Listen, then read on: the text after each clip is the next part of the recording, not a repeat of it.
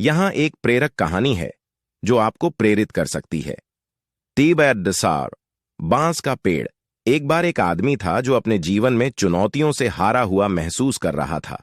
चाहे उसने कितनी भी मेहनत की हो, सफलता उसकी पहुंच से दूर ही लग रही थी। निराश और निराश होकर वह सलाह के लिए अपने गुरु के पास गया। गुरु ने उस आदमी की परेशानियों को ध्यान से सुना और फिर उसे चीनी बांस के पेड़ के बारे में एक कहानी सुनाई। चीन में, गुरु ने कहना शुरू किया, किसान बांस के बीज बोते हैं और फिर प्रतीक्षा करते हैं। वे बीज को सींचते और पोषित करते हैं, लेकिन पहले साल कुछ नहीं होता। जमीन के ऊपर विकास का कोई संकेत नहीं है। किसान बीज की देखभाल करना जारी रखते हैं, फिर भी दूसरे, तीसरे और चौथे वर्ष में भी कोई प्रगति नहीं दिख रही है। वह आदमी हैरान लग रहा था। वे बिना कोई परिणाम देखे कैसे आगे बढ़ते रहते हैं? उसने पूछा। गुरु मुस्कुराए। यही चुनौती है। दृश्यमान वृद्धि की कमी के बावजूद किसान इस प्रक्रिया पर विश्वास करते हुए हर दिन बीज को पानी देना और पोषित करना जारी रखते हैं। फिर 5वें वर्ष में कुछ असाधारण घटित होता है। बांस अंततः मिट्टी को तोड़ता है और बढ़ता है, और केवल 6 सप्ताह के भीतर यह 80 फीट से अधिक लंबा हो जाता है।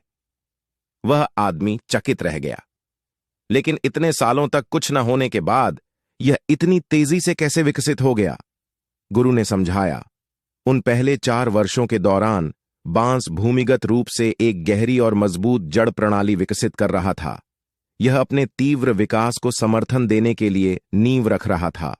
उन जड़ों के बिना यह उस ऊंचाई को बरकरार नहीं रख सकता जिस तक यह अंततः पहुंच सकता था। गुरु ने पाठ को डूबने देते हुए विराम दिया। जीवन उस बांस के पेड़ की तरह है।